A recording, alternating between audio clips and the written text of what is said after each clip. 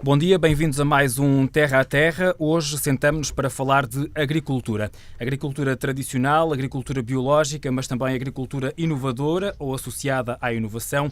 Muito se tem questionado atualmente a qualidade da nossa agricultura, a quantidade de pesticidas utilizados, que numa linguagem mais técnica se apelidam de fitofarmacêuticos. Amanhã é o Dia Mundial da Alimentação e por isso importa perceber e perguntar o que andamos nós a comer. E como produzimos? A agricultura portuguesa é sustentável e amiga do ambiente? Questões para as quais vamos procurar encontrar resposta nas próximas horas do Terra a Terra. Também vamos visitar a Smart Farm, uma quinta inteligente que a ANIPLA, a Associação Nacional da Indústria para a Proteção das Plantas, criou na Companhia das Lesírias, em Samora Correia. Trata-se de um projeto pioneiro em Portugal que junta, segundo esta associação, inovação técnica e científica no contexto da produção agrícola sustentável. Mas há mais. É possível obtermos uma agricultura biológica sem a aplicação de fitofarmacêuticos? Para responder a estas e a muitas outras questões, a TSF convidou a semear ideias e a produzir opiniões para que você possa colher, no final do programa, alguns ensinamentos. António Lopes Dias, diretor executivo da ANIPLA, também Ana Paula Carvalho, subdiretora da Direção-Geral de Agricultura e Veterinária, José Palha, um produtor, mas também presidente da Associação Nacional de Produtores de Cereais Oleaginosas e Proteaginosas, a ANPOC, ainda Alexandra Bento, bastonária da Ordem dos Nutricionistas e também, por último, mas o primeiro a chegar, João Branco, presidente da direção da Quercus. Muito obrigado a todos, muito bom dia por estarem aqui connosco na TSF e no Terra a Terra. Pesticidas, só o nome assusta à partida. Criou-se na sociedade portuguesa uma conotação negativa em relação a esta palavra. Os fitofarmacêuticos são realmente necessários, sobretudo para eliminar algumas pragas, mas como é que estamos a usá-los? E se calhar começava por si, António Lopes Dias, da ANIPLA. Estamos a usá-los em excesso ou nem por isso? Bom dia, obrigado pelo convite em nome da ANIPLA. Os produtos fitofarmacêuticos estão a ser usados na medida das necessidades e são uma parte da solução para os problemas que os agricultores enfrentam todos os dias.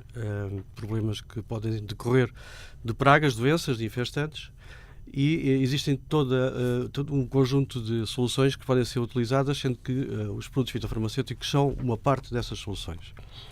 Relativamente e indiretamente à questão, nos últimos números que dispomos do resultado do relatório da Agência Europeia para a Segurança Alimentar, demonstra bem que na Europa é provavelmente um local do mundo onde os alimentos são mais seguros. 97% das amostras ou não tiveram resíduos de produtos fitofarmacêuticos ou os resíduos que apresentaram foram abaixo dos limites legais.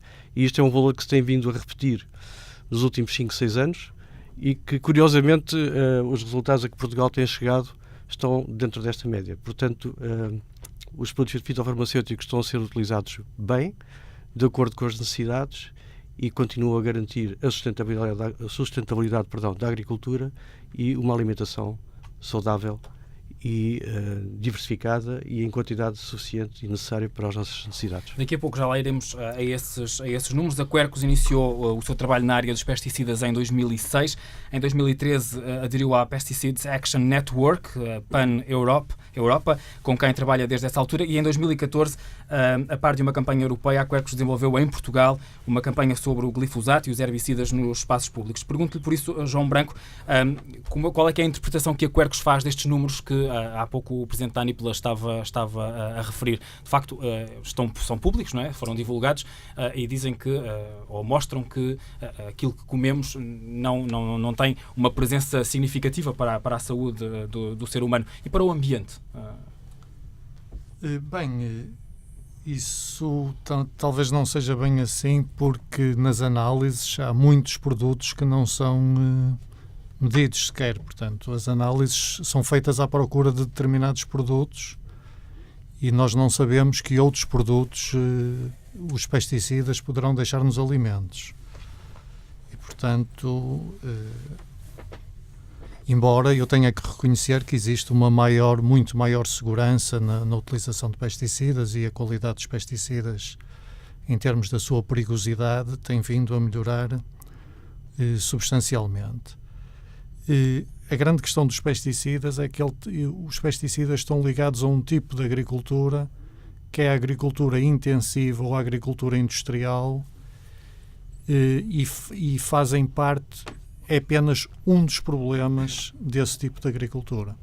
Ainda há bem pouco tempo um ministro de um governo europeu, que agora não me recordo qual foi, mas foi notícia em vários jornais em Portugal, disse publicamente que pelo facto de um pesticida em laboratório, nas análises laboratoriais e testes, etc., ser declarado inofensivo, não quer dizer que depois a aplicação desse pesticida em larga escala no meio ambiente, que é o que acontece na agricultura intensiva principalmente, não venha a ter efeitos sobre o ambiente. Portanto, e essa é também uma das razões porque surge a Smart Farm, que há pouco na introdução do programa eu falava, até porque uma das passagens das reportagens que vamos colocar aqui ao longo do programa fala precisamente disso, o que fazer aos pesticidas, aos excedentes, não é, dos pesticidas, mas queria ficar ainda nesta questão dos números e se calhar passava a palavra à bastonária da Ordem dos Nutricionistas, Alexandra Bento. Como é que a Ordem dos Nutricionistas interpretou também estes números? Qual é que é a vossa posição em relação a esta presença ou não presença, segundo os números, de pesticidas na alimentação? Olá, muito bom dia, Miguel. Bom dia a todos que fazem parte deste painel e aos ouvintes que estão lá em casa, e obrigada pelo convite. De facto, nós temos que acreditar naquilo que são as agências nacionais ou internacionais, porque quem nos está a ouvir lá em casa o que quer é sentir alguma segurança em relação a estas matérias. E, portanto, a primeira nota que eu quero dar é que uma agência, como foi referida, que é a EFSA, que é a Agência Europeia de Segurança Alimentar, se nos vem dizer que, efetivamente, em vários países da Europa, incluindo Portugal, os produtos que estamos a falar, os produtos resultantes da agricultura, não têm resíduos de pesticidas em quantidades que possam perigar a saúde dos consumidores, penso que só por si é uma nota importante e de tranquilidade. O que não quer de todo dizer que não sejam pensadas novas formas de produção agrícola para, por um lado, diminuir a quantidade de pesticidas ou outros produtos que são utilizados que podem perigar a saúde e, por outro lado, isso sim é uma nota que temos que particularizar, aumentar a produção destes produtos, porque a balança alimentar está muito desequilibrada no que diz respeito a produtos de origem vegetal. Ou seja, nós, portugueses, ao longo das últimas décadas, temos vindo a diminuir o aporte, o consumo de produtos de origem vegetal em detrimento de produtos de origem animal, o que está à vista no que são os resultados de saúde da população portuguesa. Portanto, dito de outra forma, temos que comer menos produtos de origem animal, comer mais produtos de origem vegetal. Portanto, todo o pensamento que seja feito neste sentido, no sentido de aumentarmos a produção agrícola nacional e a nossa sustentabilidade, portanto, Portugal será autossuficiente, exatamente. Obrigada pelo auxílio. Autossuficiente em termos agrícolas é de uma importância extrema, até porque nós sabemos que um dos fatores que muito determina a aquisição de alimentos é o preço. Ora, se nós tivermos frutos, hortícolas e outros produtos de origem vegetal que estão à disposição do consumidor com qualidade suficiente e necessária e com um preço mais baixo, será só por si um fator mais do que suficiente para que os portugueses passem a consumir mais destes produtos alimentares que têm um impacto imenso em termos da nossa saúde.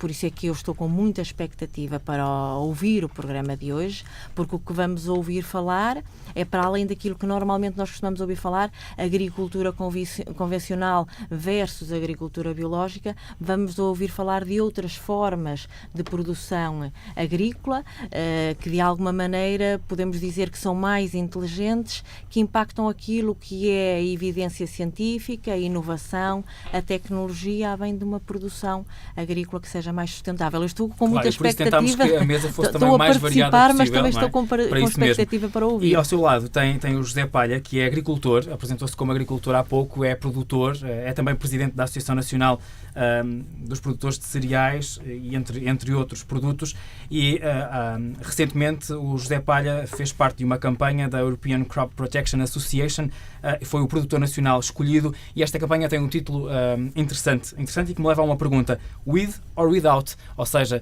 com ou sem, José Palha, enquanto agricultor, enquanto produtor, com ou sem pesticidas? É possível uma agricultura totalmente isenta de fitofarmacêuticos? Muito bom dia, muito obrigado pela pergunta e muito obrigado pelo convite. Eu acho que, de facto, é muito complicado alimentarmos uma população mundial em crescente, em que temos uma expectativa que em 2050 teremos 9,6 mil milhões de pessoas, o que implica o aumento da produção de alimentos em 70% em 30 anos, sem a utilização de produtos fitofármacos, porque nós, enquanto agricultores, se pudéssemos fazer a nossa agricultura sem usar fitofármacos, tanto melhor para nós, porque é um custo acrescido que nós pomos na nossa conta de cultura. Nós usamos estes produtos porque, de facto, eles são necessários e só usamos quando são necessários e onde são necessários, porque o aumento dos custos é uma questão importantíssima para a agricultura nacional e até para a agricultura europeia, e nós temos que ser mais eficientes na utilização dos recursos que temos para, com uma quebra acentuada nos produtos que vendemos, que temos vindo a ver nos mercados com concorrências de outras partes do mundo que têm métodos de produção muito diferentes dos nossos e com regras completamente diferentes das nossas, nós temos que ser mais eficientes. E essa eficiência passa por utilizar apenas e quando são necessários os fitofármacos. Hoje em dia temos muita tecnologia que nos ajuda exatamente a fazer isso, com detecção por satélite de manchas onde existem infestantes que precisam de ser controladas ou até mesmo por doenças, e enfim, é um caminho que a agricultura tem inovado imenso nos últimos anos, é um caminho que está a ser trilhado e acho que o futuro é este. Eu, na minha exploração e na minha vida, acho que o nosso caminho para alimentar todas estas pessoas que têm que de facto ser alimentadas, a palavra ou a frase será intensificação sustentável. Nós temos de ter uma agricultura intensiva, mas de uma forma sustentável. Para contextualizar o ouvinte, dizer que o José Palha tem parte da sua produção, ou grande parte da sua produção, junto à zona protegida do estuário do Tejo. Numa pesquisa que fiz sobre o José Palha enquanto produtor, enquanto também presidente da Associação Nacional de Produtores, consegui encontrar um vídeo em que falava da responsabilidade acrescida na preservação da biodiversidade. Portanto, aquilo que há pouco nos dizia o João Branco da Quercos é tido em conta na vossa propriedade. O ambiente está, obviamente, que enquanto produtor quer retirar rendimentos dos investimentos que faz, mas tem em conta sempre também os princípios ambientais. Completamente, eu acho que é fundamental e este assunto que é agora muito em voga das abelhas e dos polinizadores, e nós sabemos que de facto há produtos que podem provocar a mortalidade das abelhas, mas as abelhas são fundamentais para a nossa vida enquanto produtores agrícolas, e quem diz as abelhas diz toda uma outra enorme quantidade de espécies de fauna que nós temos que preservar, e por isso também só utilizamos aquilo que de facto precisamos para ter o mínimo impacto possível, de maneira a protegermos as nossas culturas, não é? Muito bem. Queria ouvir agora também a Ana Paula Carvalho, a subdiretora da Direção-Geral de Agricultura e Veterinária. Ana Paula, bom dia. Como é que a Direção-Geral de Agricultura e Veterinária, conhecida por DGAV, não é? Muitas vezes utilizamos a sigla para falar desta direção, controla ou identifica este tipo de problemáticas ou acompanha este tipo de problemáticas? E qual é que é a posição também da DGAV, se é possível que haja uma posição formal em relação a esta questão dos pesticidas? Muito bom dia, muito obrigada pelo convite. Direção-Geral de Alimentação e Veterinária, não de Agricultura, permita-me só esta correção do nome da minha Direção-Geral. E fez bem? Permita-me ainda referir que, de facto, os produtos fitofarmacêuticos, e eu preferia que nós utilizássemos o termo produtos fitofarmacêuticos e não pesticida, porque, de facto, um produto fitofarmacêutico, neste momento, é considerado um instrumento essencial para se poder fazer agricultura. E, se me permitem, se não tivéssemos determinados dispositivos que são homologados, que são avaliados pelos serviços oficiais, nomeadamente pela minha Direção-Geral, que é a entidade responsável pela autorização, pela avaliação e autorização dos produtos fitofarmacêuticos, em algumas situações simplesmente não há colheita, porque de facto temos situações em que a pressão das pragas e das doenças é de tal forma nefasta para as culturas que temos que ter de facto instrumentos que os senhores agricultores possam utilizar para controlar estas pragas e terem uma colheita e terem no final rendimento da terra que vivem dessa terra. Um produto fitofarmacêutico atualmente é avaliado em diversas áreas da sua avaliação, em termos ambientais, em termos toxicológicos, de facto há uns critérios, são aplicados critérios científicos extremamente amplos na avaliação de um produto fitofarmacêutico. Não estamos atualmente a falar de produtos fitofarmacêuticos que teríamos provavelmente há 20, 30 anos atrás. A política comunitária e a avaliação de risco mudou completamente há uns anos atrás e, portanto, neste momento temos de facto produtos fitofarmacêuticos avaliados de acordo com elevados critérios científicos e exigências em vários compartimentos, nomeadamente a questão ambiental é extremamente importante. E aquilo que vos posso transmitir é que a Direção-Geral da Alimentação e Veterinária, que é a entidade responsável pela autorização dos produtos fitofarmacêuticos no país, porque de facto cada país tem que autorizar os seus produtos no seu país, no seu território, não autoriza nenhum produto fitofarmacêutico se não estiverem cumpridos esses princípios fundamentais de segurança em termos de ambiente, em termos toxicológicos, em termos de exposição do próprio aplicador e fundamentalmente em termos depois do consumidor. Há pouco falávamos aqui do estudo da EFSA. Em Portugal foram recolhidas 678 amostras. Foi a Direção-Geral de Alimentação que fez esta recolha destas amostras? Sim, a Direção-Geral da Alimentação e Veterinária tem a responsabilidade de coordenar um plano. Todos os anos temos um plano nacional de resíduos que colaboramos com a ASAI. A ASAI é a entidade que colhe as amostras no mercado e também na parte da produção, nas indústrias e também nos agricultores. E, de facto, é um plano que é feito anualmente, que nós estamos inseridos num plano comunitário, no tal plano comunitário que já se falou aqui há pouco, o plano que é depois alvo de um relatório que é publicado pela EFSA. E, portanto, essas amostras são colhidas para a ASAI, são analisadas em laboratórios acreditados e totalmente independentes, e esses relatórios são tornados públicos e os nossos resultados evidenciam que, a nível nacional, estamos perfeitamente bem em termos de segurança dos alimentos que produzimos a nível nacional. Os últimos dados indicam que nós estamos em termos de amostras acima dos limites máximos de resíduos ou contendo produtos fitofarmacêuticos que já não estão autorizados em Portugal, porque muitas vezes há um produto que está e no outro ano já deixa de estar, porque há toda uma dinâmica de avaliação e de autorização de produtos, e pesquisamos também a eventual presença de um produto que já não esteja autorizado.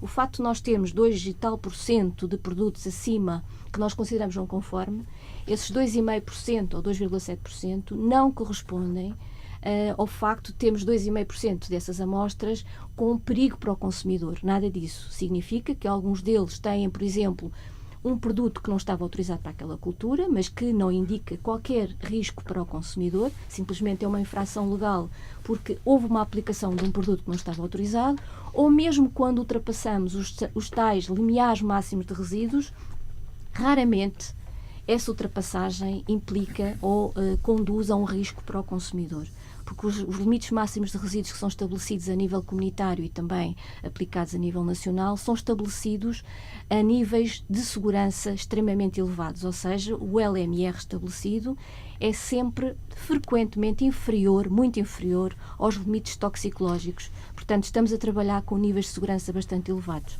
E ainda bem, diria eu, na ótica do consumidor. No entanto, agora é tempo de irmos à Smart Farm, a quinta inteligente que a ANIPLA, a Associação Nacional de Indústria para a Proteção das Plantas, instalou na Companhia das Lesírias. Há 4 palavras que resumem este espaço de educação agrícola: água, alimentação, saúde e biodiversidade. São as áreas em que assenta esta Smart Farm. A TSF foi visitá-la.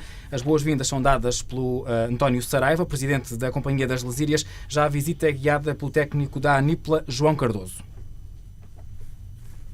Na próxima reportagem acompanharemos a preparação da calda dos fitofármacos na Smart Farm. Esta serve agora de introdução também aqui a esta quinta inteligente da ANIPLA na Companhia das Lesírias.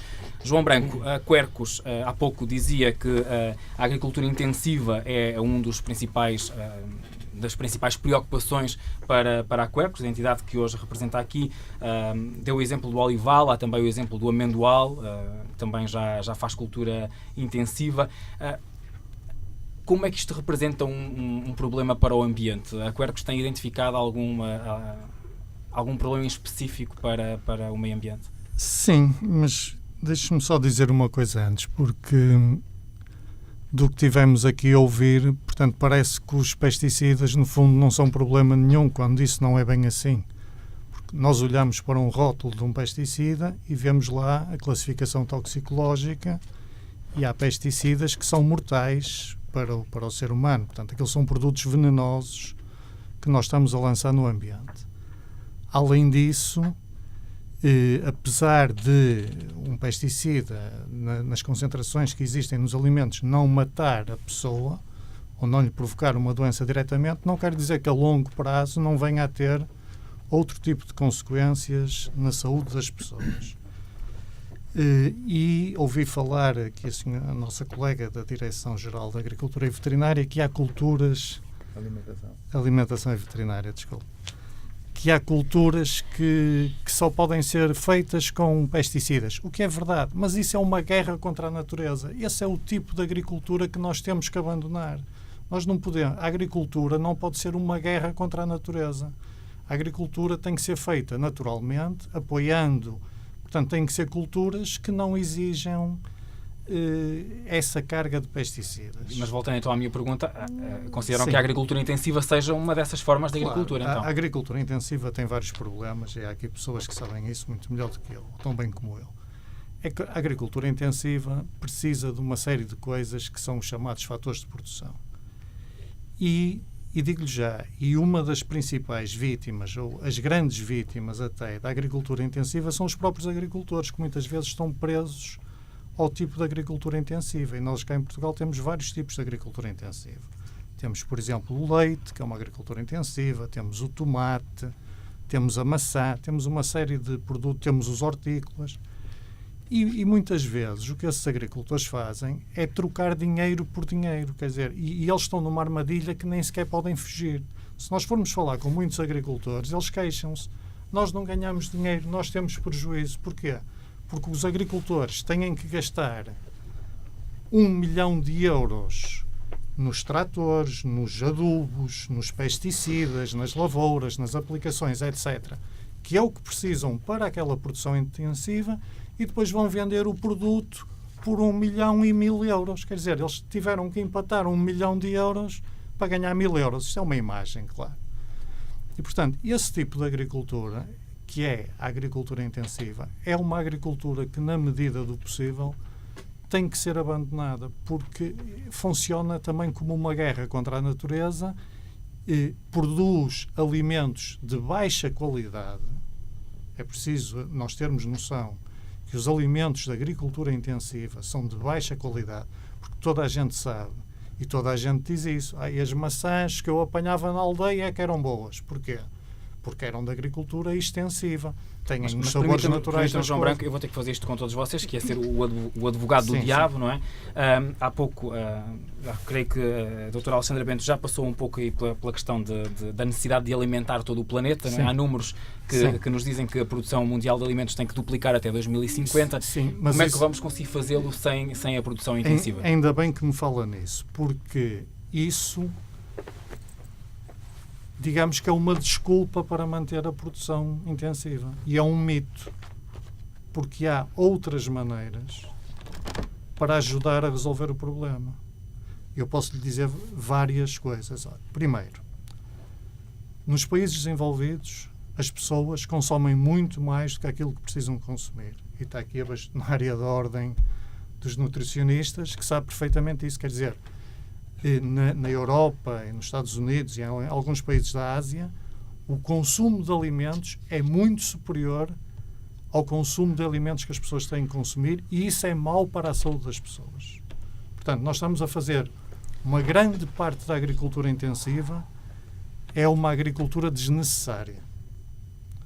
Depois temos outro problema, que é nós estamos a ver os solos agrícolas ocupados por outro tipo de culturas, nomeadamente culturas energéticas, como o caso mais recente é o óleo de palma, em que no mundo já há 30 milhões de hectares de óleo de palma para produzir energia, e, segundo políticas recentes, ou previsões recentes, esse número terá que aumentar para 100 milhões de hectares. Isto já para não falar de outras culturas não alimentares, como o chá, o tabaco, a cana-do-açúcar para a produção de energia e o próprio vinho, entre outros. Deixa-me então perguntar à Alexandra Bento, à bastonária da Ordem dos Nutricionistas, de facto, comemos demais, e se este poderia ser um caminho a seguir, diminuirmos também a quantidade de coisas que comemos. Sim, nós de facto consumimos energia a mais, só que essa energia é de proveniência animal.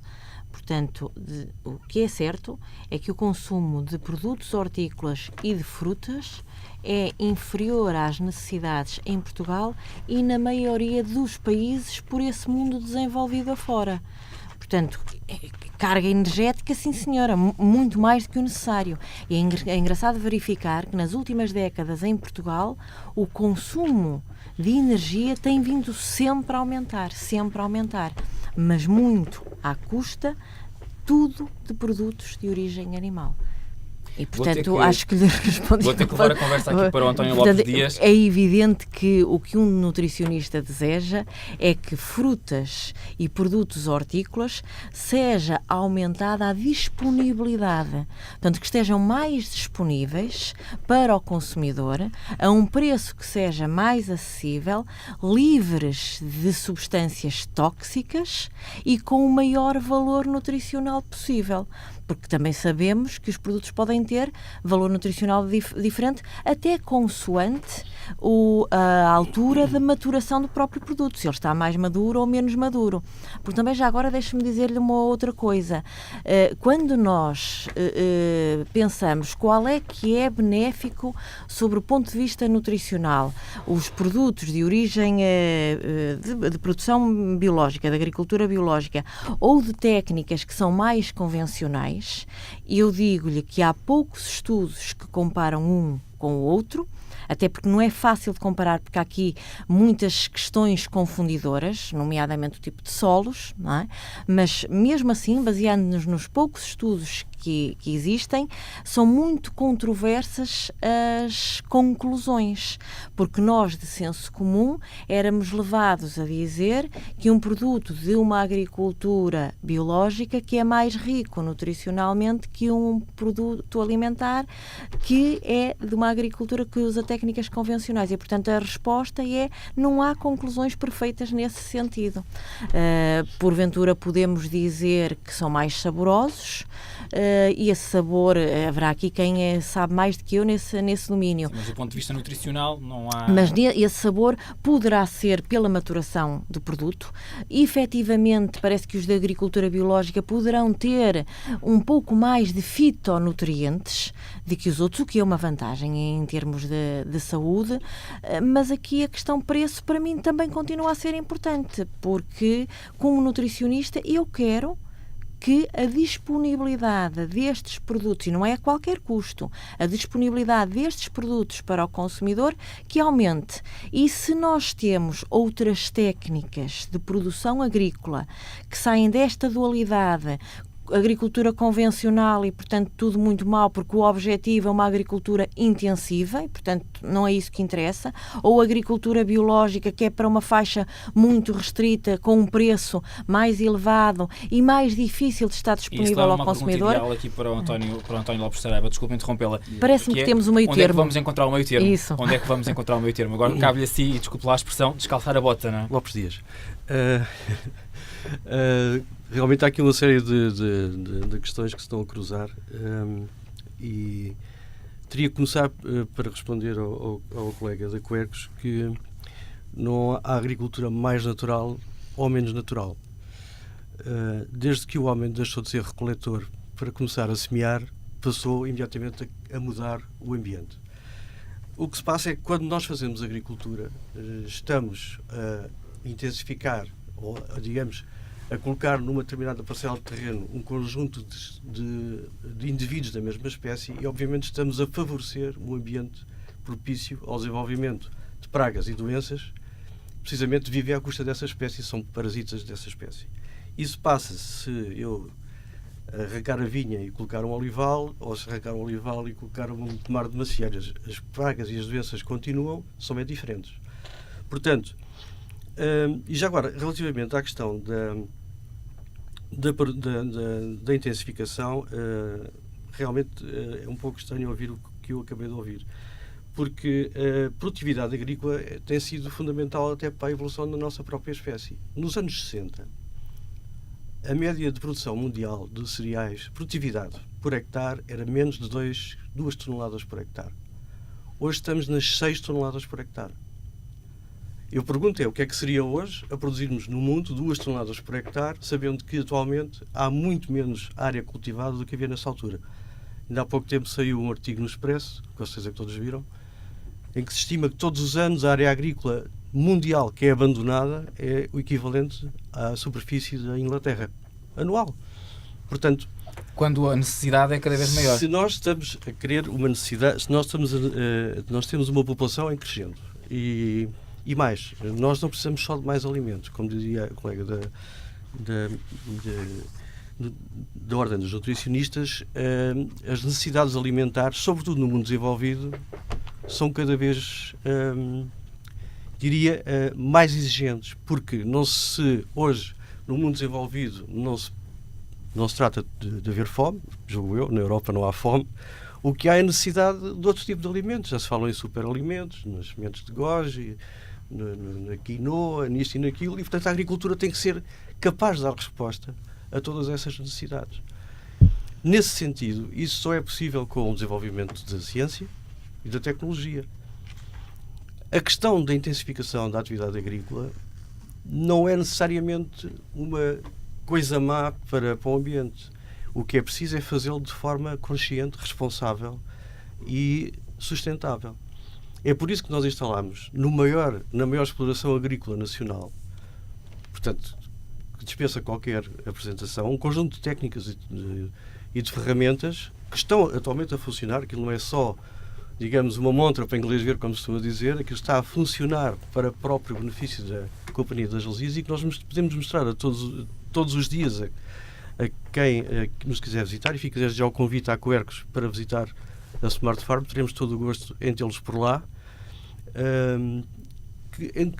Ali podemos verificar que existem um conjunto de ferramentas que permitem aumentar a produtividade, permitem proteger o ambiente, aumentar a biodiversidade e, no entanto, e ao mesmo tempo manter os custos, e isso é muito importante, também já foi aqui referido, que não basta produzirmos mais diferente e seguro, é preciso continuarmos a produzir a preços razoáveis para o consumidor, porque senão, se por exemplo, como já ouvi falar, já se fala em França, haver uma proposta, agora está em discussão o Estado da Agricultura francesa, e uma das propostas é que se permitisse reduzir a produtividade aumentando 15% os preços dos produtos agrícolas. Muito bem. Só que o que vai acontecer é que a necessidade continua e, portanto, vão ter que importar do outro lado. Vão ter que importar de onde é mais barato. Já tenho 2 minutos, temos nesta primeira hora, e eu queria ir ao José Palha para precisamente lhe perguntar como é que se consegue ser eficiente no aspecto económico, mas também, ao mesmo tempo, no aspecto ambiental e no aspecto produtivo. Como é que se conseguem estas duas eficiências fundamentais? Isso é o caminho que nós fazemos, não é? O caminho que nós fazemos é exatamente o caminho da eficiência, porque, como disse ao princípio, isto, no fundo, em última análise para o agricultor, isto tem sempre a ver com o rendimento, não é? Os agricultores têm que continuar a viver. E como os preços dos produtos que nós vendemos são relativamente baixos, não é? Para os custos de produção que temos, até porque a população não tem uma capacidade económica que consiga pagar o justo valor dos alimentos, e tanto acontece com os alimentos convencionais e muito mais acontecerá com os alimentos de agricultura biológica, que a produção normalmente é sempre inferior.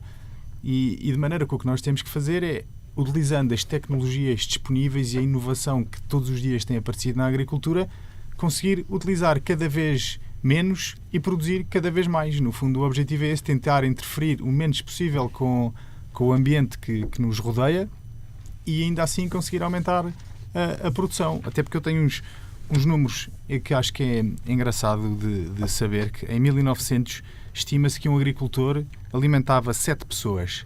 Em 1950, um agricultor aumentava 25. Em 2017, um agricultor aumenta 155. E estima-se que em 2050 um agricultor precise de aumentar 250. Isto quer dizer que a evolução da tecnologia e das técnicas e das práticas culturais conseguiram um aumento brutal de produtividade que é muito necessário para alimentar toda a gente que precisa de ser alimentada. Muito bem, são pontos de vista diferentes, formas distintas de encarar a agricultura. Precisamos cada vez de mais produção, mas onde fica o ambiente nisto tudo são algumas das ideias e a pergunta que fica também no ar para a segunda hora deste Terra a Terra. Até lá, depois do noticiário das 10. Bom dia, até já. Uma vez mais, bom dia. Estamos de regresso ao Terra a Terra e é a altura de voltarmos à Smart Farm, em Samora Correia, na Companhia das Lesírias. O técnico da Anipla, João Cardoso, conduz-nos por esta quinta inteligente e inovadora. Falamos agora de proteção, quer do meio ambiente, quer do aplicador dos produtos fitofarmacêuticos. A Smart Farm tem sido um espaço percorrido também pelos mais novos, está aberta às escolas, sobretudo aos profissionais ligados à agricultura, mas também aos produtores e empresários agrícolas que a queiram visitar, e porque nesta reportagem, neste excerto da reportagem, estamos a falar de prevenção, nada melhor que voltarmos à conversa com a Ana Paula Carvalho, subdiretora da Direção-Geral de Alimentação e Veterinária. Engenheira Ana Paula, como é que conseguimos trabalhar, ou qual tem sido o caminho feito nesta questão da prevenção da aplicação dos produtos fitofarmacêuticos? Tem sido feito, de facto, um caminho notável, e nomeadamente em Portugal. De facto, o uso sustentável dos produtos fitofarmacêuticos tem sido cada vez mais uma prioridade para os governos da União Europeia e, muito em particular, no nosso país. Foi feito um esforço muito significativo em termos de formação aos agricultores. Neste momento, temos mais de 300 mil agricultores e outros utilizadores de produtos fitofármacos que são obrigatoriamente, que têm formação específica para poderem comprar e poderem aplicar. De facto, isso é um grande avanço em termos do acesso a estes produtos, porque, como dizia o colega da Quercus, de facto, são produtos que podem ter perigosidade e, portanto, têm que ser aplicados por quem sabe interpretar corretamente o rótulo e utilizar as recomendações e as obrigações que estão constantes no rótulo de um produto fitofarmacêutico. E, portanto, o caminho do uso sustentável tem sido feito de uma forma extremamente importante em Portugal. Temos mais de 300 mil utilizadores de produtos fitofármacos formados, com formação específica.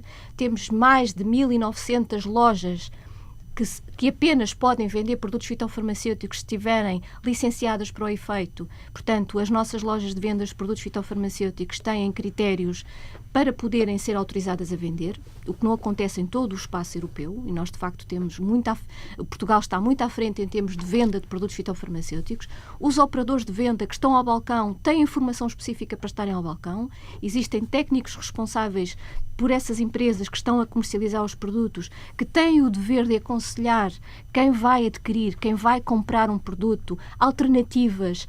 E é isso que se pretende no uso sustentável, é encontrar alternativas a um determinado produto, porque há produtos com mais ou menos perigosidade, e o que se pretende em termos de sustentabilidade... Mas existe essa formação às pessoas? É passada essa informação de que há esses níveis de perigosidade? Aliás, desde janeiro de 2014 foi instituída a obrigatoriedade a nível de todo o espaço da União Europeia que todos os agricultores têm que cumprir as regras da proteção integrada. Isto significa o quê? Que existem vários princípios de proteção integrada, em que o agricultor deve, primeiro, para poder controlar as suas pragas, as suas doenças nas culturas, seguir determinadas técnicas alternativas ao uso de produtos fitofarmacêuticos, sendo o produto fitofarmacêutico um recurso quando não existe outro instrumento para controlar as suas pragas. Isso é um princípio que foi instituído a partir de janeiro de 2014. Portanto, estamos aqui a falar de uma agricultura obviamente, em determinadas áreas e em determinadas regiões intensiva. Isso não significa que a intensificação dessa agricultura não seja obrigatoriamente seguido o princípio da proteção integrada e do uso sustentável. Muito pelo contrário, esses agricultores são muitas vezes alvo de maiores controlos, porque, de facto, poderão ter um maior risco e, portanto, são controlados pelos serviços oficiais com uma maior intensidade e, de facto, os nossos níveis de controle são bastante significativos a nível desse tipo de agricultura. E, de facto, há aqui um caminho que tem sido percorrido. Os produtos derivados desta forma de agricultura, e permite-me discordar do que foi dito há pouco, que são produtos de qualidade. Nós temos, além do plano que temos do plano de controle dos resíduos pesticidas, temos outros planos de controle em termos de segurança alimentar.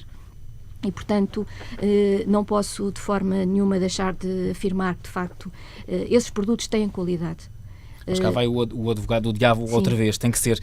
Mas não deixam de ser químicos, não é? Que estamos a introduzir no crescimento daquela planta ou daquele Nem daquele sempre. produto. Quando nós falamos em produtos fitofarmacêuticos e, por exemplo, em agricultura biológica também se utilizam produtos fitofarmacêuticos. Que não são químicos. Que têm na sua composição, têm outras substâncias. Alguns são químicos. Estamos a falar, por exemplo, do sulfato e do enxofre e do cobre, que são produtos que não são naturais e que são utilizados em larga escala em todas as formas de agricultura. Portanto, há aqui algo que é importante transmitir. O produto fitofarmacêutico, alguns são produtos de síntese química, obviamente que são. Alguns são obtidos a partir de extratos de plantas, são produtos obtidos de moléculas naturais que existem na natureza. E, portanto, há de facto um universo de produtos fitofarmacêuticos bastante amplo. Na parte da agricultura biológica, obviamente que os princípios e a filosofia da agricultura biológica é uma agricultura que não recorre sistematicamente ou não recorre com a frequência com que as outras formas de agricultura recorrem ao produto fitofarmacêutico, mas também o recorre. Produtos fitofarmacêuticos devidamente homologados para esta forma de agricultura, como é óbvio. Não há possibilidade de uma agricultura biológica isenta de produtos fitofarmacêuticos? Existem, em função, nós estamos aqui a falar de determinadas culturas que são sujeitas a pressão maior ou menor de pragas, e em função da cultura, da espécie, em função do próprio clima, em função da dimensão de que nós estamos a falar, uma exploração agrícola caseira é muito mais fácil o controle, o agricultor uma pequena horta é muito mais fácil o controle, até manual, do que está a passar, em termos, por exemplo, de corte das infestantes manualmente. Portanto, obviamente que existe formas de agricultura e existe agricultura sem aplicação de produtos fitofarmacêuticos, e tem que haver. E o que nós queremos em termos da promoção do uso sustentável é que cada vez sejam menos necessários este tipo de produtos. Agora, não podemos, obviamente, eliminar este tipo de produtos de uma agricultura, porque faz parte do instrumento, como o agricultor tem que ter outros instrumentos para fazer agricultura. Posso também adiantar que, em termos, por exemplo, de vendas de produtos fitofarmacêuticos em Portugal, estão a decrescer. Nós tivemos decréscimos significativos das vendas, o que de facto é um indicador, por um lado, que o agricultor e todo este esforço que foi feito em termos da formação e em termos da promoção do sustentável está a dar os seus frutos. É necessário, de facto, que hajam alternativas. E essas alternativas estão cada vez mais em cima da mesa, alternativas de luta biotécnica, luta biológica, que é cada vez mais algo que nós temos que pensar e promover em termos de utilização para podermos controlar as pragas e doenças, mas também tem os seus efeitos negativos. Quando nós utilizamos, por exemplo, um parasitoide, um inseto parasitoide, fazemos as largadas no ambiente para controlarmos uma praga, temos que ter a certeza que esse parasitoide não vai constituir também ele próprio uma praga. Não se vai apropriar ali do ecossistema. Mas, de facto, há muito para fazer em termos do sustentável. Falou-se há pouco também da agricultura de precisão. Nós, hoje em dia, os agricultores, em termos gerais, não são agricultores, são agricultores com uma elevada responsabilidade, porque trabalham para o consumidor e, além de serem controlados pelos serviços oficiais, nomeadamente pela DGAV e por todo o sistema de controle oficial que é montado à volta dos agricultores e que são sistematicamente controlados, eles são também controlados pelos seus clientes. E muitas vezes o cliente exige muito mais do que os próprios serviços oficiais. O agricultor, por exemplo, está autorizado a aplicar um determinado produto fitofarmacêutico numa determinada cultura. É possível, desde que ele aplique de acordo com as normas, mas se ele for vender aquele produto a uma cadeia de supermercados, há listas de produtos que os supermercados simplesmente não autorizam. Portanto, o agricultor está, de facto, numa situação de elevada responsabilidade, elevada concorrência em termos de mercado, porque nós estamos no mercado global, com produtos a movimentarem-se no mundo inteiro, chegam maçãs, peras de toda a parte do mundo, com condições diferentes de produção, mas de facto o agricultor português, e volto a dizer isto, porque de facto tenho um imenso respeito pelos agricultores portugueses, imenso, porque de facto estão a fazer um esforço tremendo para manterem a agricultura numa forma sustentável, têm sido responsáveis pelo incremento fantástico das exportações dos nossos produtos e estão a trabalhar com muita responsabilidade e cada vez com maior precisão do que utilizam, nomeadamente os produtos fitofarmacêuticos. Ana Paula Carvalho falou na questão do consumidor. Alexandra Bento é bastonária da Ordem dos Nutricionistas. Como é que há trabalho entre a Ordem dos Nutricionistas e estas entidades que, Claro que no sim. fundo, representam o consumidor, não é? Sem Costumo dúvida lembrar nenhuma. das cadeias de distribuição, no sentido de perceber quais são os... Há trabalho essencialmente entre a Ordem, porque uma Ordem é uma associação pública profissional e, portanto, tem o dever de colaborar com as demais entidades da administração pública. Eu pensava que a sua pergunta era nesse sentido, se colaborava com a DVGAV, se colaborava com a Direção-Geral da Saúde e outros organismos da administração pública, claramente que trabalha. Com as entidades privadas, é evidente que a Ordem tem que trabalhar com todos aqueles que são considerados stakeholders para o bem da alimentação da população, mas essencialmente o trabalho da Ordem é com a administração pública. Dizer-lhe que da conversa que estávamos aqui a ter, posso colocar uma nota em relação da conversa que estávamos aqui a ter. Eu estava a pensar em algumas coisas que acho que são de grande importância. Por um era o que a engenheira Ana Paula Carvalho estava a falar neste mercado global que nós vivemos, não é? E os produtos alimentares que vêm de espaços longínquos. E o vir de espaços longínquos... Como é que controlamos, não é? É mais fácil controlar o que é produzido em Portugal. Exatamente. Claro que o controle oficial também se faz na mesma, não é? Mas coloca-nos algumas notas que devemos pensar. Portanto, aqui o que é nacional deve ser mesmo melhor para nós, representa o melhor para a nossa economia e está mais próximo, logo também não há aqui uma pegada ecológica e, portanto, deve merecer o nosso interesse tudo o que são produtos alimentares nacionais.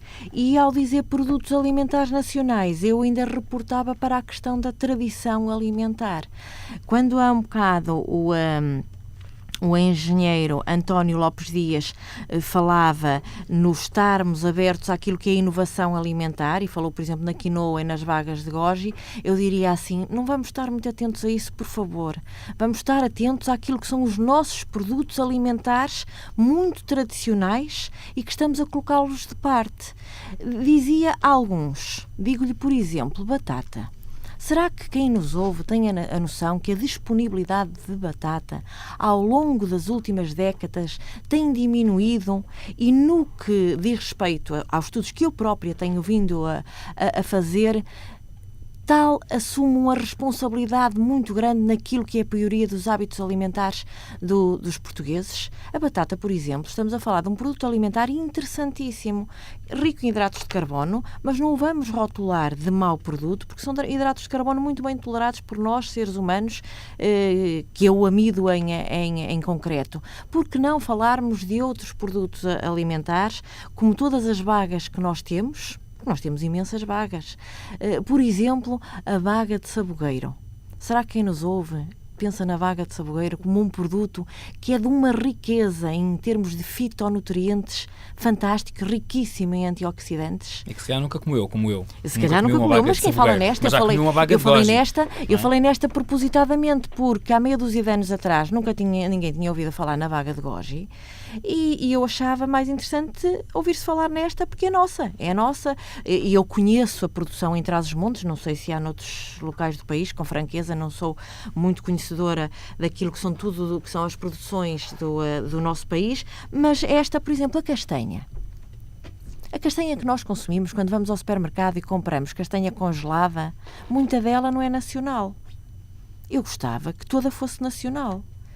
E eu gostava que a castanha estivesse presente no prato dos portugueses, quer sopa de castanha, quer um bocadinho pouco de carne estufada com imensa castanha no prato, puré de castanha, é um produto alimentar que é muito, muito interessante. Já para não falar na panóplia de produtos hortícolas, desde logo a couve, que recebe o nome de couve portuguesa. Não é? Couve galega, couve lombarda, portanto, são tudo produtos que são nossos, tradicionais, e importa haver aqui um trabalho interessante entre nutricionistas que querem o bem alimentar da população, os chefes de cozinha que auxiliam naquilo que é a tradição alimentar e também a inovação. E, por outro lado, os engenheiros agrónomos, os agricultores e todos os outros atores que dominam esta grande área que é a produção de produtos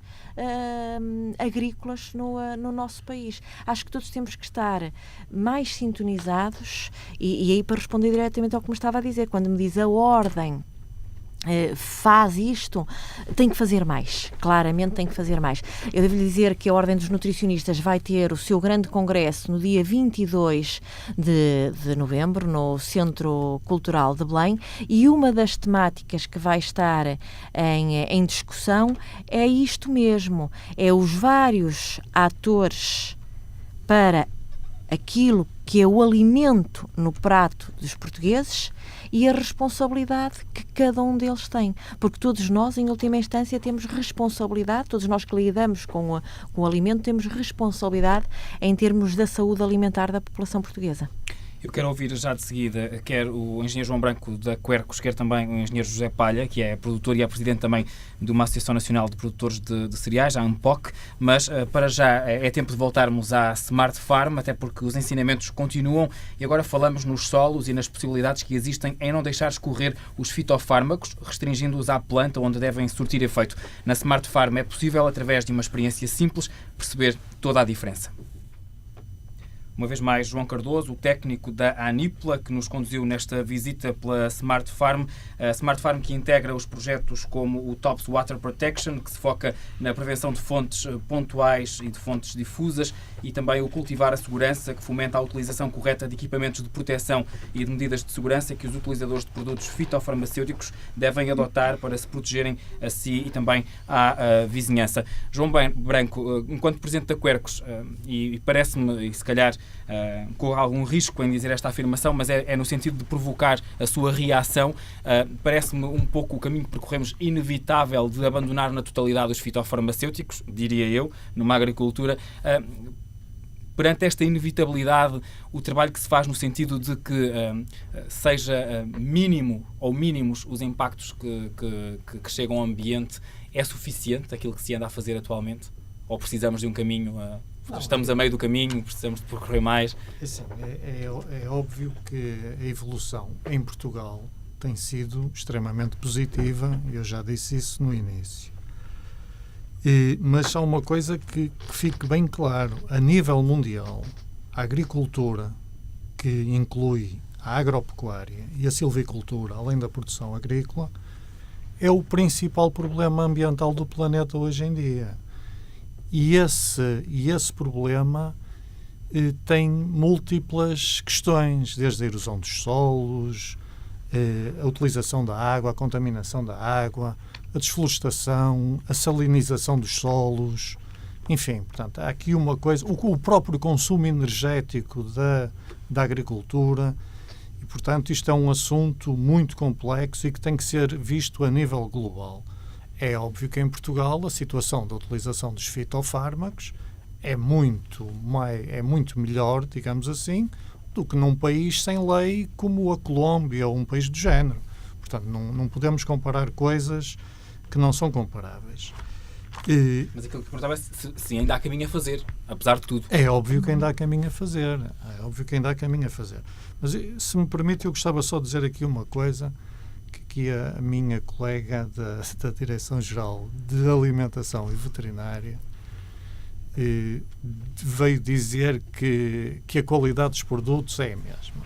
É óbvio que não é, porque toda a gente que vá provar um azeite biológico de Trás-os-Montes ou vá provar um azeite intensivo produzido aqui na região de Ourém ou lá no Alqueva, não tem nada a ver, é como nem sequer sabe azeite. E isso vê-se nas provas dos azeites, as pontuações que cada um dos azeites tem. Quem vai comer um bife comprado aqui no supermercado, que é importado não se sabe de onde, não sabe o que é que aquele animal comeu, e nós fritamos e aquilo é sola, não tem nada a ver com uma posta mirandesa. Um frango criado em casa não tem nada a ver com um frango de aviário. E, portanto, não podemos estar aqui a dizer que a qualidade alimentar é a mesma, porque não é. Objetivamente, não é. Falou-se aqui de uma coisa também muito importante, que tem a ver com o transporte dos alimentos. É óbvio que nós hoje em dia, por exemplo, comemos laranjas da África do Sul. Se formos ao supermercado, nós encontramos laranjas da África do Sul. E pior do que isso, que é outro problema da agricultura, que é a agroindústria, nós consumimos sumos de laranja produzidos na África do Sul. Mas esse é outro problema, que é o problema do processamento dos alimentos, que depois vai dar origem a uma série de poluição, a uma série de problemas ambientais e a uma série de resíduos. Mas isso... Teria que ficar para outro programa. Teria que ficar para outro problema.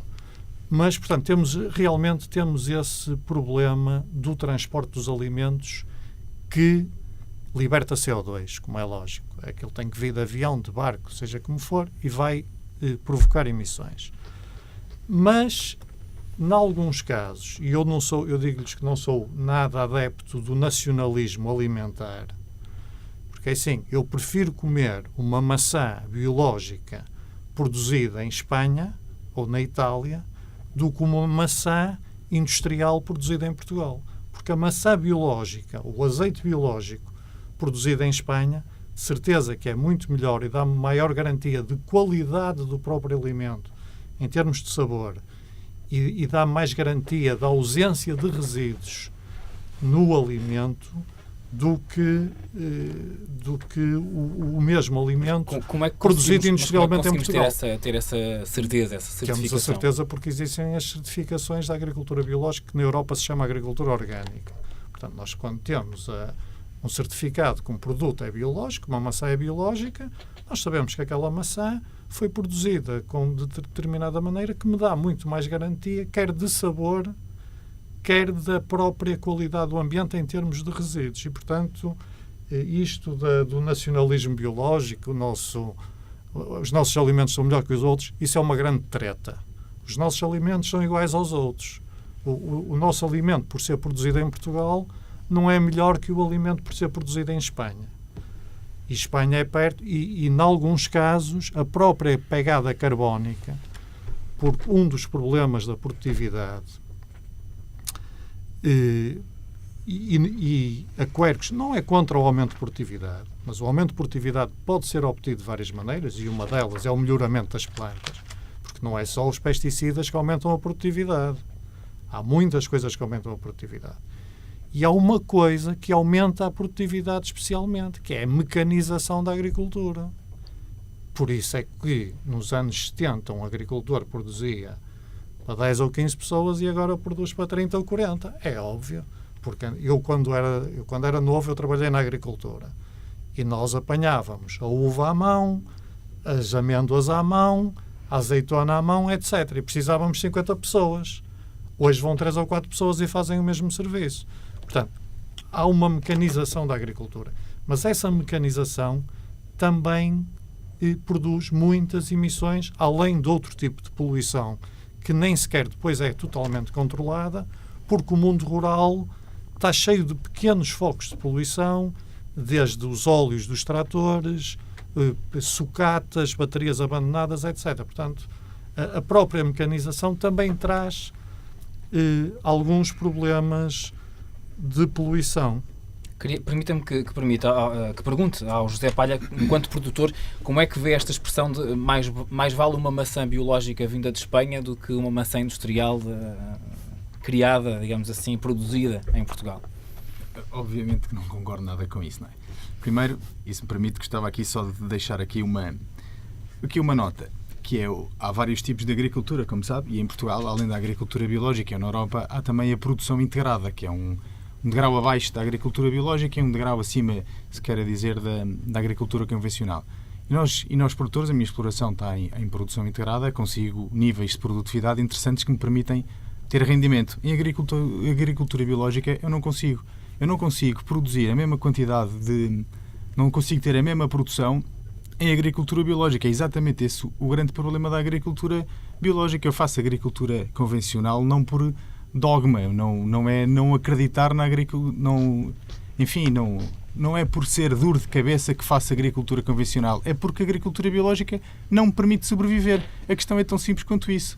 Se houver um dia em que haja maneiras de combater as pragas e as doenças das minhas culturas com outro tipo de ferramentas que não sejam fitofármacos, eu serei o primeiro a fazer agricultura biológica. Neste momento não é possível a produção de alimentos em quantidade suficiente com agricultura biológica. E o grande caminho é este, porque provavelmente não se saberá, mas já há muitas culturas em que a quantidade produzida em agricultura biológica é muito inferior. E depois vamos para o mercado e o mercado não tem capacidade para remunerar essa quebra de produção. Está a perceber? Por isso, é uma minoria de pessoas que conseguem pagar o justo valor da agricultura biológica e, produzindo menos, não conseguimos alimentar toda a gente. Por isso, quando diz que a agricultura é um problema mundial, que foi aqui as palavras do nosso colega da Quercus, é um problema mundial que temos que viver com ele, como as autoestradas e o betão que temos espalhados no campo pode ser um problema, mas se não tiver, nós não vivemos, ou a utilização da água para tomar banho ou para outra coisa qualquer. Temos que ter aqui equilíbrio na utilização de todos os recursos. E não podemos dizer que a agricultura é um problema a nível mundial porque, ouça, não era preciso, se o planeta não fosse habitado, não havia problema nenhum. É tão simples quanto isto. E por isso é que usa técnicas de agricultura de precisão nas suas propriedades. O que é isto? E há pouco, creio que foi a engenheira Ana Paula Carvalho que também falou na questão da agricultura de precisão. Mas quem ouviu, provavelmente, tal como eu, não desconhece, não sabe o que é. As técnicas de agricultura de precisão, isto tem a ver com um processo de evolução enorme e até, se me permite, ontem e antes de ontem foi feito cá em Portugal, em Oeiras, a primeira edição foi o chamado Lisbon Agri Summit, que era uma coisa muito em voga, como o Web Summit foi uma iniciativa da Comissão Europeia e que o governo português se juntou e decidiram fazer cá em Portugal, onde tiveram 2 dias, 560 participantes, sendo que mais de metade eram de outros países da União, fora de Portugal, a debater exatamente as questões da inovação da agricultura, em que a agricultura de precisão tem um papel aqui fundamental. E a agricultura de precisão, no fundo, é utilizar as tecnologias que estão ao nosso dispor, que hoje em dia são cada vez mais comuns, e ser mais eficiente em todos os aspectos, como tínhamos falado no princípio, que era, por exemplo, a utilização de tratores conduzidos por GPS, que quando imagino que está a preparar um solo e tem uma alfaia que tem 3 metros de largura, quando vai fazer linhas paralelas umas às outras, há sempre o risco de voltar a pisar uma parte que já estava feita, porque aquilo é difícil de acertar a olho. Conduzido por GPS, isso não existe. Não há sobreposição, logo há mais eficiência na utilização dessa máquina. Por exemplo, a utilização de drones para, com uma vista aérea, perceber manchas nas culturas que precisam de qualquer intervenção local, e o trator vai tratar só o sítio onde de facto há o problema da praga ou da infestante ou do que quer que seja. E, enfim, são técnicas deste tipo que permitem aos agricultores ser mais eficientes. No fundo já tem também uma Smart Farm. A Anípola tem vontade também de debater abertamente este assunto e por isso mesmo é que está também hoje aqui sentada à mesa connosco. Atualmente vocês têm uma campanha a decorrer, Considere os Factos, e para sustentar esta campanha fizeram um estudo sobre o impacto da retirada de alguns fitofármacos das principais culturas portuguesas. Corrija-me se me estou a enganar. Creio que algumas delas foi a pera rocha, a vinha, o tomate, pelo que pesquisei. António Lopes Dias, agora não me enganei, é mesmo assim? É mesmo. Que consequências são estas? Se retirássemos totalmente os fitofármacos dos principais produtos portugueses que produzimos a nível agrícola, quais seriam as consequências imediatas? Como já foi aqui dito, para determinadas culturas, e nós escolhemos, digamos, os 5 maiores pilares da nossa agricultura, que foram o vinho, o azeite, o milho, o tomate de indústria e a pera rocha, o que fizemos foi colocar, e, portanto, o estudo não é, os números não são nossos, nós só coligimos os números e trabalhámos e fizemos um trabalho estatístico. Mas quem nos deu as respostas foram os próprios produtores e os técnicos envolvidos nestas 5 fileiras. Colocámos-los sobre um cenário em que por simplesmente dissemos, olha, imagine que amanhã vai deixar de ter este.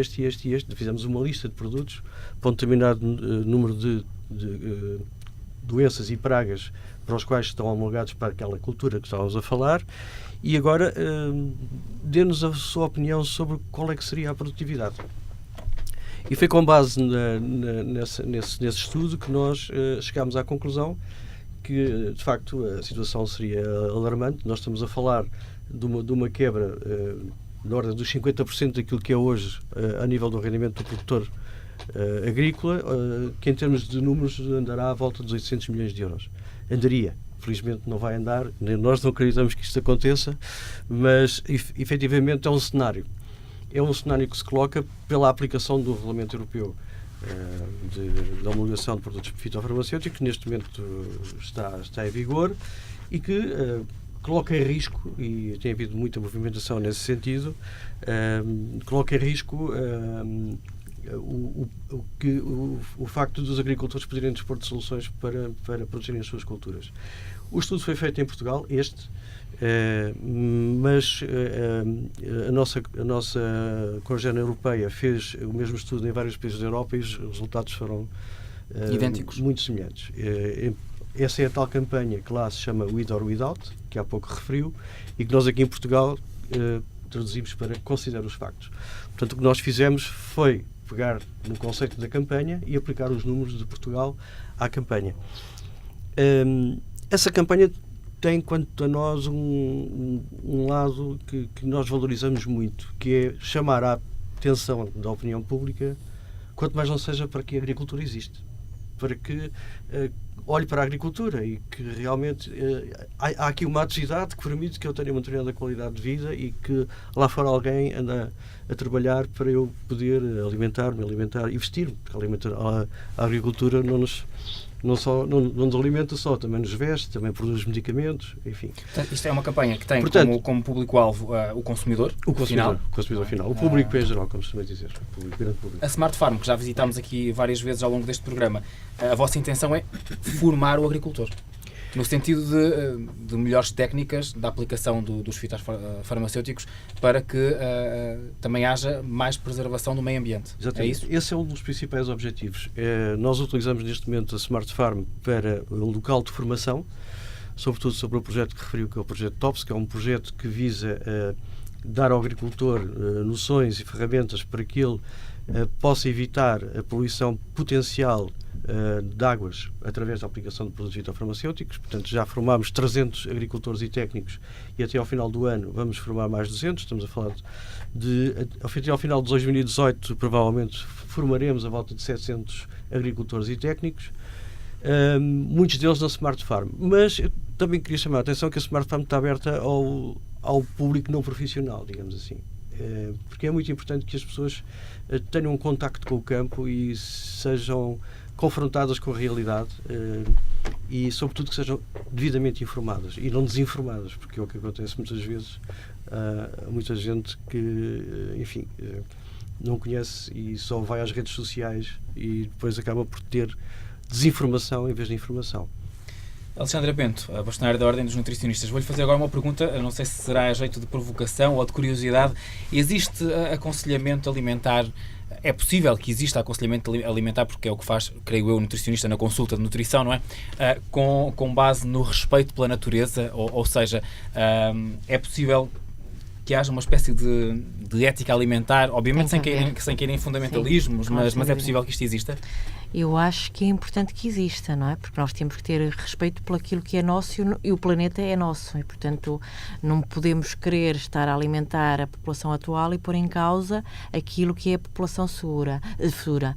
E, portanto, o nutricionista baseia a sua atuação naquilo que são os melhores conhecimentos científicos. Temos que pensar que estamos perante uma profissão que baseia o seu conhecimento na ciência. Portanto, de acordo com o melhor conhecimento científico, faz o seu aconselhamento técnico, porém tem que ter respeito pelos preceitos éticos e deontológicos.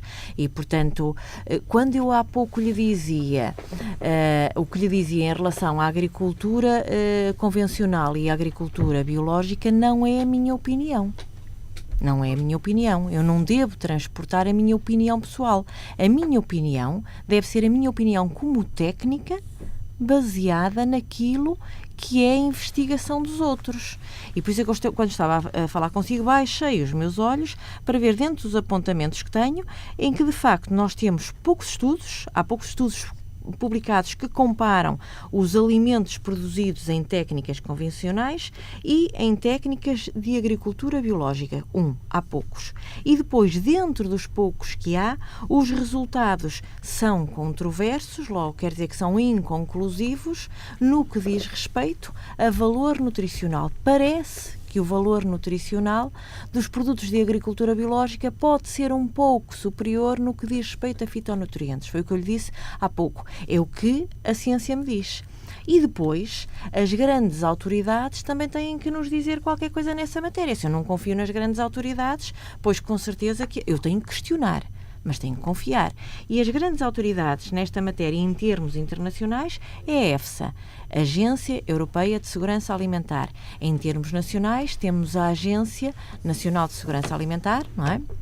E temos a DGAV, que são organismos do Estado que têm que se responsabilizar por aquilo que é qualidade e segurança alimentar dos produtos que vêm até nós. Ora, o último relatório da EFSA, em relação a este assunto, em relação ao perigo dos resíduos de pesticidas, que aqui no programa de hoje já vimos que a melhor maneira de falar são os produtos fitofarmacêuticos, não é? Até porque quando estamos a falar em pesticidas ainda nos arrepiamos um pouco mais, parece Fala um nome. Em 97% dos casos de estados, a alimentação de facto é segura, pelo menos são números. Exatamente. No entanto, estamos quase a terminar este nosso Terra a Terra.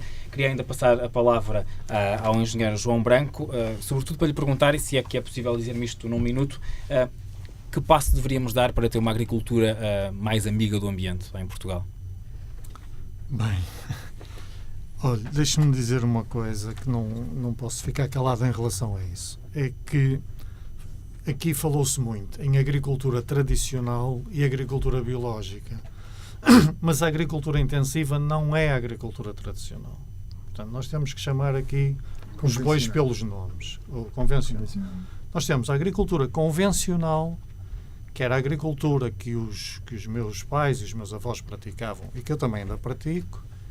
Temos a agricultura biológica e temos a agricultura intensiva. Essa agricultura intensiva é uma agricultura industrial que consome imensos recursos. Há bocado falava na ética ambiental. Essa agricultura é uma agricultura altamente prejudicial ao ambiente. Talvez isso não se possa ver ao nível alimentar, mas ao nível da sua pegada ecológica isso está mais do que demonstrado. E, portanto, para nós termos alguma ética ambiental, nós devemos evitar esses produtos a todo custo. E falo, por exemplo, da carne, que é um dos grandes problemas, a produção de carne intensiva. Agora, em relação à pergunta que me fez, eu diria que, em alguns casos, é necessário reconverter as culturas. Tem que ser o próprio agricultor a sair, porque, como eu disse no princípio, muitas vezes os agricultores estão presos a uma cultura. Eu conheço muitos produtores de leite na região do Minho que só não abandonam o leite porque eles foram criados naquilo e não sabem o que é que vão de fazer e já têm lá as vacarias e as queijarias e mais não sei o quê, porque aquilo não lhes dá dinheiro nenhum, só lhes dá prejuízo. E há muitas culturas intensivas em que tem que haver planos de reestruturação para que os agricultores possam converter essas culturas noutro tipo de culturas que fujam desse esquema e que sejam mais amigas do ambiente. Eu diria aqui no Sul existem outras culturas, como por exemplo a cultura do pinhão para pinheiro manso. É uma cultura bastante amiga do ambiente e tem mercado. E deixa-me só dizer uma coisa para terminar, que aqui o meu amigo Palha esqueceu-se de dizer uma coisa, é que na União Europeia a agricultura biológica tem-se expandido e muito, o que quer dizer que há mercado para os produtos biológicos. A agricultura biológica tem-se vindo a expandir todos os anos. E, portanto, não há dúvida que há mercado.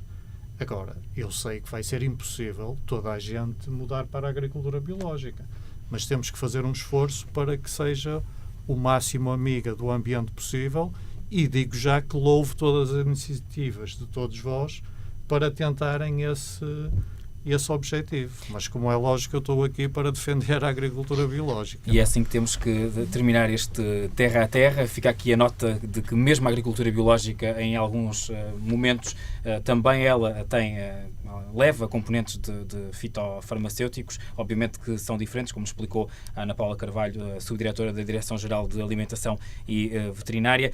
Agricultura é a palavra forte destas 2 horas do Terra a Terra, seja ela biológica, integrada, convencional, intensiva, com ou sem a aplicação de produtos fitofarmacêuticos. Eu agradeço ao António Lopes Dias, diretor executivo da Anipla, também ao João Branco, presidente da direção da Quercus, José Palha, um produtor e ele que é presidente da Associação Nacional de Produtores de Cereais, Oleaginosas e Proteaginosas, Ana Paula Carvalho, subdiretora da Direção-Geral de Alimentação e Veterinária, e Alexandra Bento, bastonária da Ordem dos Nutricionistas. Bom dia.